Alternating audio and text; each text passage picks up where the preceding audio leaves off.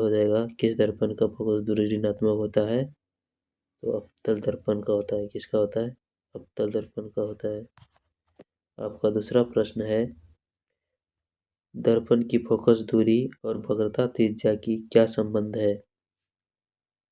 Option है F बराबर are, F बराबर r/2, एफ बराबर 2r या एफ बराबर -3/2r।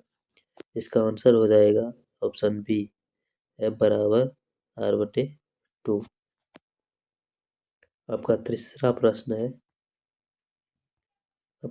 प्रश्न है, समान दृष्टि के लिए स्पष्ट दृष्टि की न्यूनतम दूरी होती है 25 मीटर, 25 सेंटीमीटर, 25 मिलीमीटर, इनमें से कोई नहीं।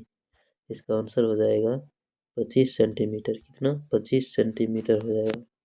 आपका चौथा प्रश्न है, श्वेत प्रकाश कौन सा रंग का प्रिज्म गुजरने पर पश्चात सबसे कम झुकता है? कौन सा होगा? बैंगनी, नीला, लाल या पीला? इसका आंसर हो जाएगा नीला। किसका? नीला।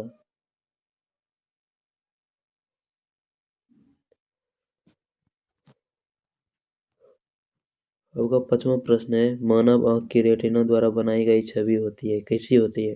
आभासी और सीधा, वास्तविक और उल्टा, आभासी और उल्टा, वास्तविक और सीधा। इसका आंसर हो जाएगा 5 नंबर का ऑप्शन बी, वास्तविक और उल्टा। आपका छठा प्रश्न है, आकाश का रंग नीला प्रतीत होता है क्यों?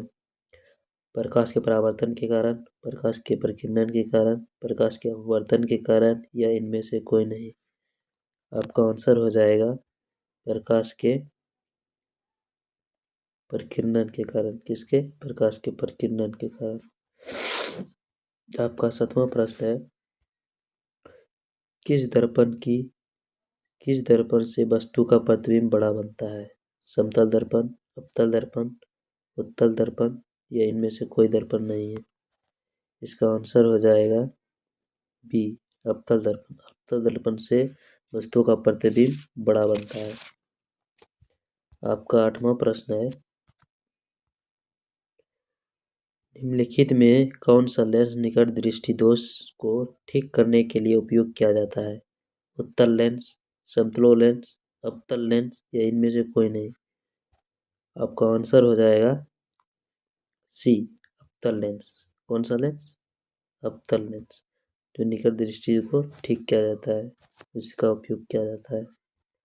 आपका 9वां प्रश्न है, निम्नलिखित में से कौन उपकरण विद्युत धारा की उपस्थिति को दर्शाता है? गैल्वेनोमीटर, मीटर, जनरेटर या वोल्ट मीटर? कौन सा होगा? आपका आंसर हो जाएगा गैल्वेनोमीटर। गैल्वेनोमीटर विद्युत धारा की उपस्थिति को दर्शाता है। आपका 10वां प्रश्न है, दाएं हाथ के अंगूठे का नियम किसने प्रतिपादित किया था? किसने किया था? फ्लेमिंग ने, आइंस्टीन ने या मैक्सवेल ने? इसका आंसर हो जाएगा बी, मैक्सवेल ने। किसने? मैक्सवेल ने किया था।